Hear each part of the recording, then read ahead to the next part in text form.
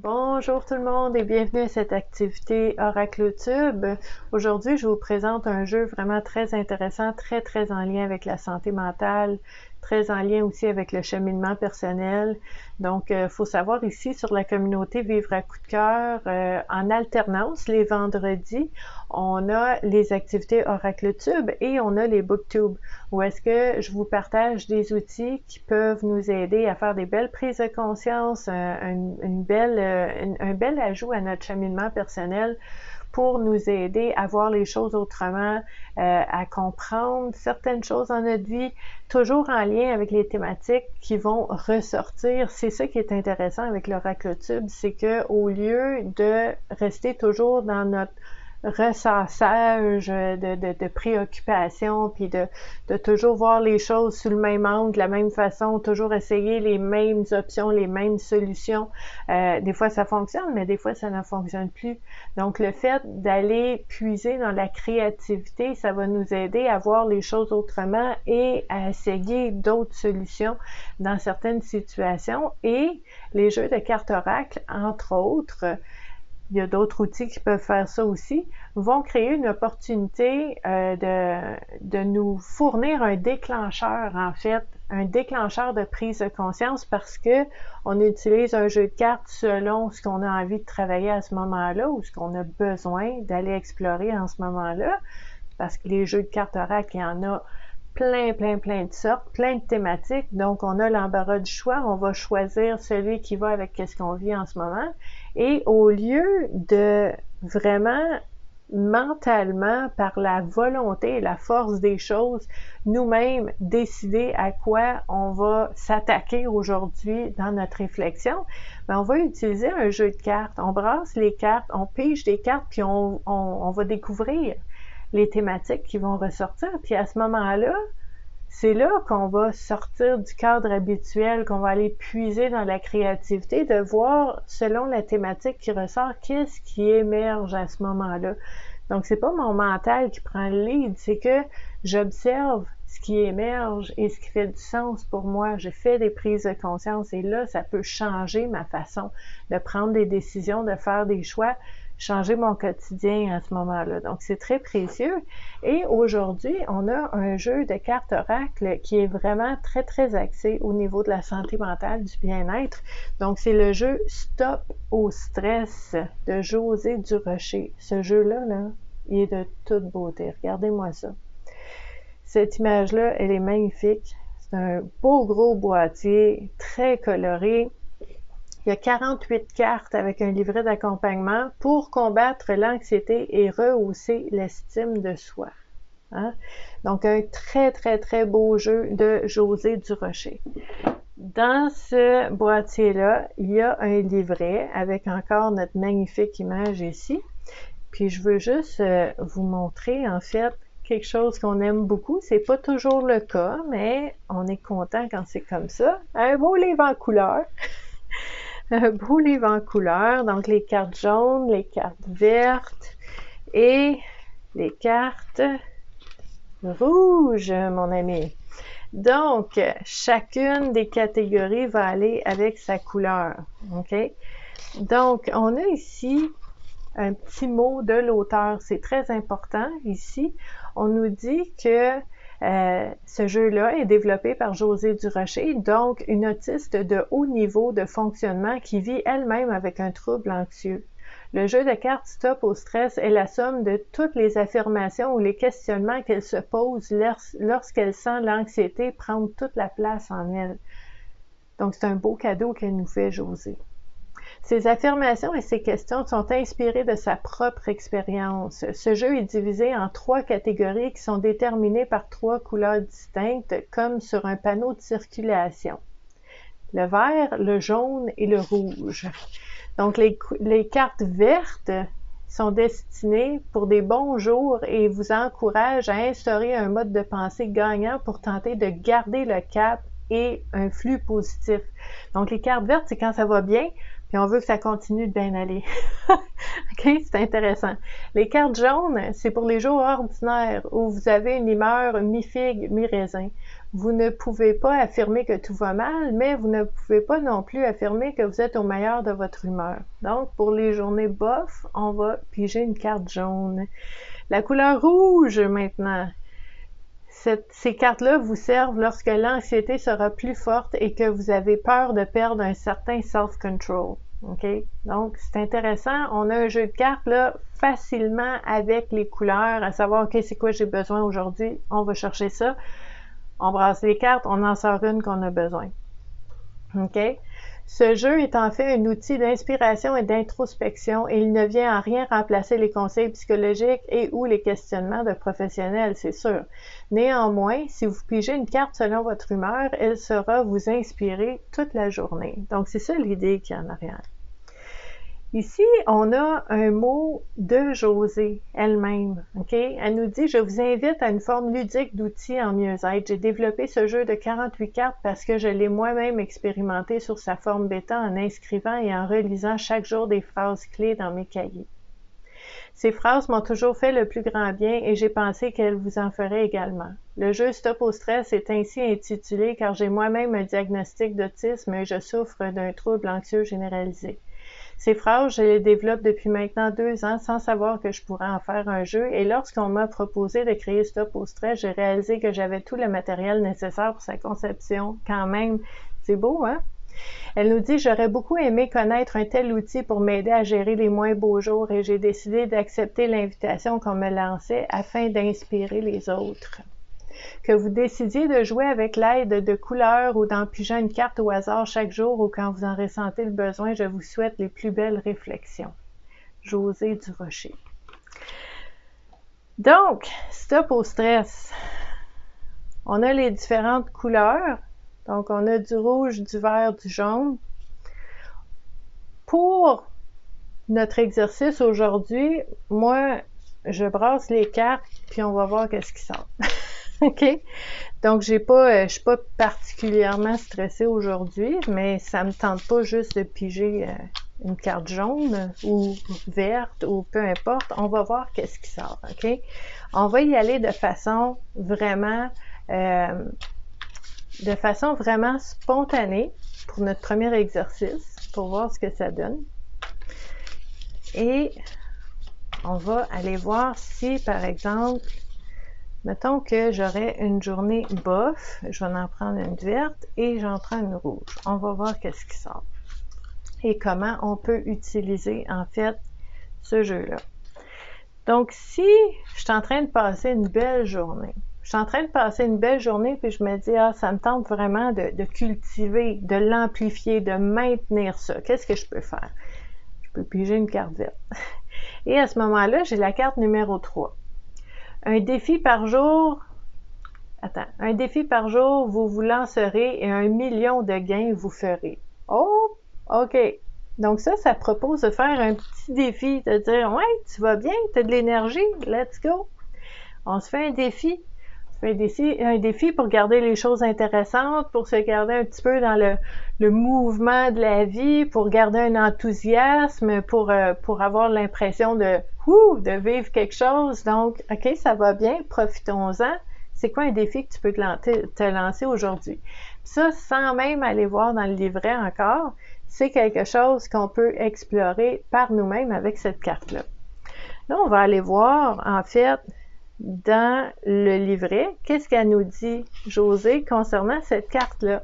OK? Puis, comme je vous disais, il y a beaucoup d'espace, il y a beaucoup de place pour votre propre interprétation. Josée, là, il y a juste des petites pistes de réflexion, puis c'est parfait comme ça parce qu'on veut trouver nos propres réponses aussi.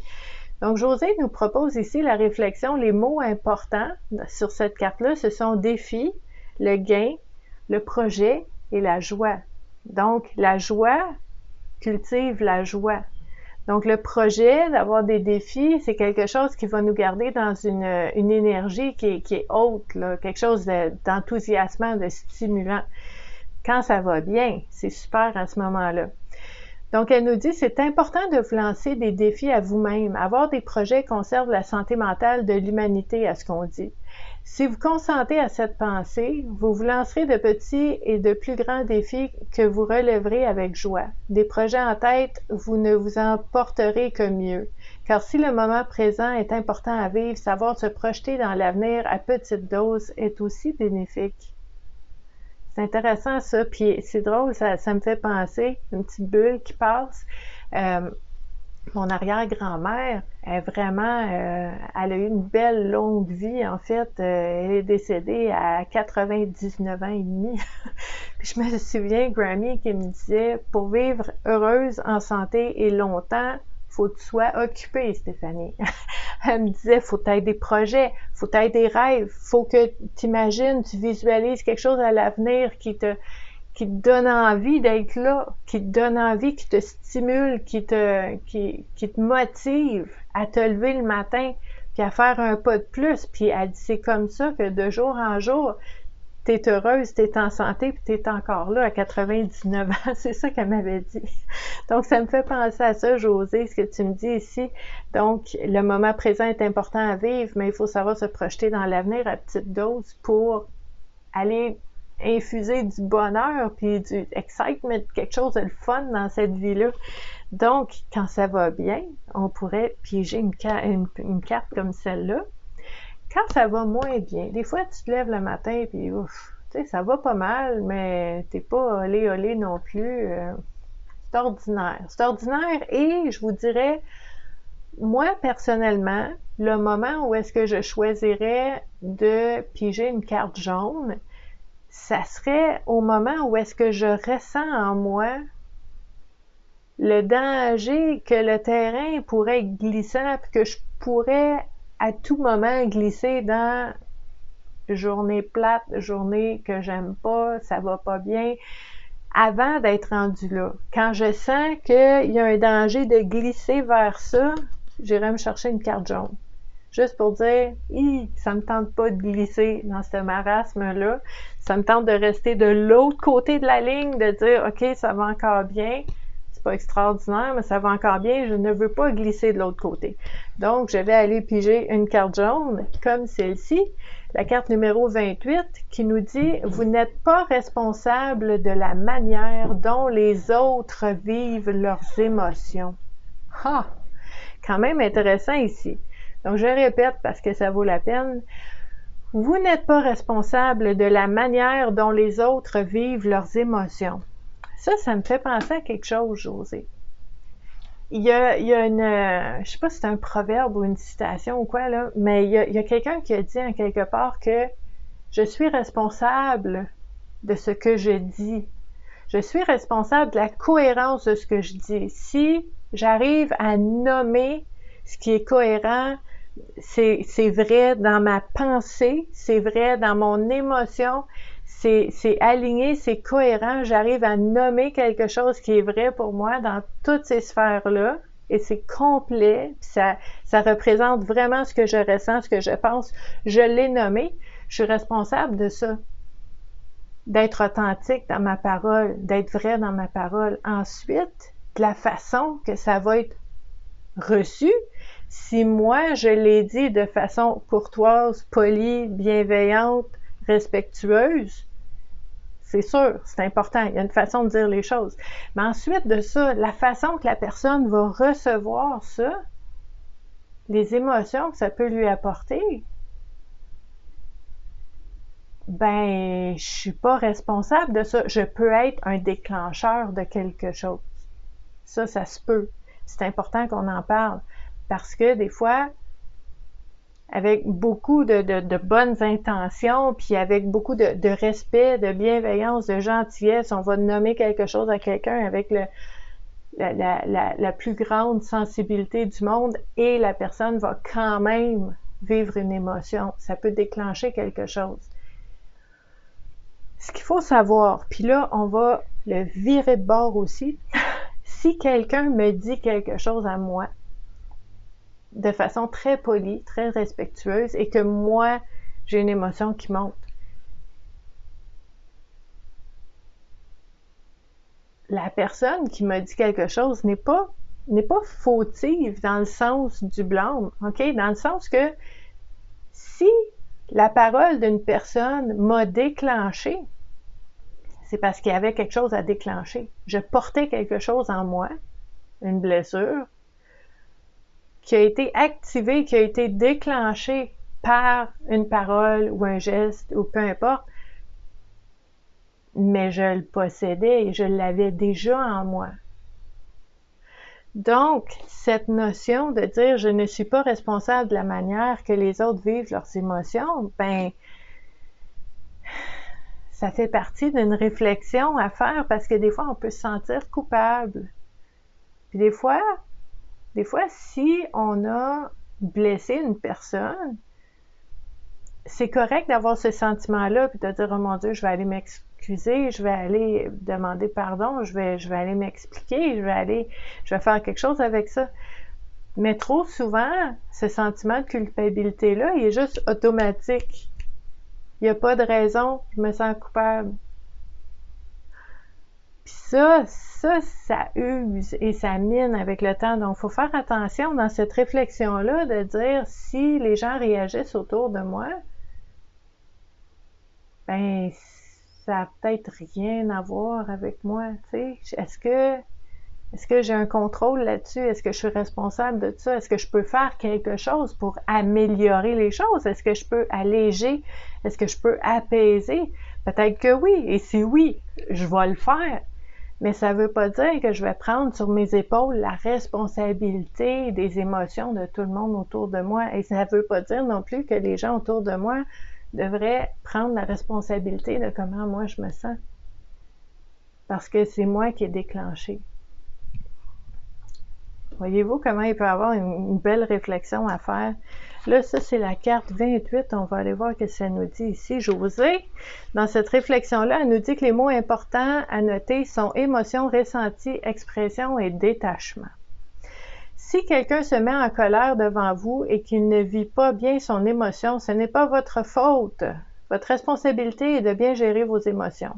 Il importe de vous faire respecter. Vous pouvez suggérer à l'autre de se retirer un moment le temps que la tempête passe. Votre manière de vous exprimer à l'autre est tout aussi importante. Essayez d'être calme, posé, ferme et patiente. C'est intéressant. Josée, moi, dans ce cas-là, en fait, personnellement, dans mon cas à moi, je ne dirais pas à la personne, tu sais, va faire un tour, on va en reparler quand ça va aller mieux. Moi, je le dirais pour moi-même. Je dirais, regarde, je vais aller faire un tour, je reviens tantôt, je vais aller respirer, je vais aller me faire du bien. Et en fait, ce que ça fait, c'est que ça donne l'occasion à l'autre personne aussi de respirer puis d'avoir du temps. Donc, je ne dirais pas nécessairement à l'autre, va faire un tour, va te reposer, tu reviendras tantôt. Je vais plutôt m'occuper de moi-même, puis je vais dire, moi, je vais y aller, puis je reviendrai au bon moment. Donc, c'est intéressant comme réflexion. Et ça empêche le stress de monter, parce que ce jeu-là, c'est stop au stress, mes amis. Donc, si à un moment donné, il vient d'arriver quelque chose, tu as eu une nouvelle, il y a quelque chose qui vient d'arriver, puis là, ça monte, tu sens la soupe chaude, là, ça monte, là, ça commence à être stressé. Là. Carte rouge. Carte rouge. Celle-là, la carte numéro 45. Vous n'êtes pas obligé de rendre des comptes à tout le monde autour de vous. Ah! Hey, ça fait baisser la pression, ça. Je vous dirais, quand ça va bien, puis quand on est en équilibre, on le sait, ça. On sait, voyons, calmez-vous, j'ai pas de compte à rendre à tout le monde. Moi, non, c'est pas comme ça, puis c'est correct. Quand ça va bien, on le sait.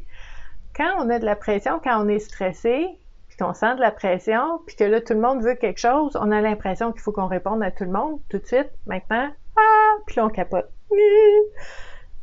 Cette carte-là nous rappelle, t'es pas obligé de rendre des comptes à tout le monde autour de toi. OK? Puis là, ça fait comme, OK, c'est quoi qui est important en ce moment-là? À qui il faut absolument que je rende des comptes? J'ai des responsabilités, des obligations, des engagements.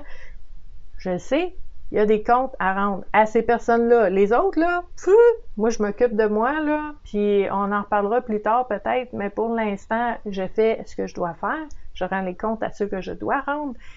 Puis pour le reste, je prends soin de moi, là. Fait que ça fait baisser la pression. Puis vous voyez, il y a 48 cartes en 3 catégories comme ça, puis qu'on peut choisir la carte verte, la carte jaune, la carte rouge pour nous aider à descendre le stress quand il est là, pour nous aider à ne pas glisser dans un espèce de tourbillon descendant, OK, quand il y a ce danger-là, donc la carte jaune.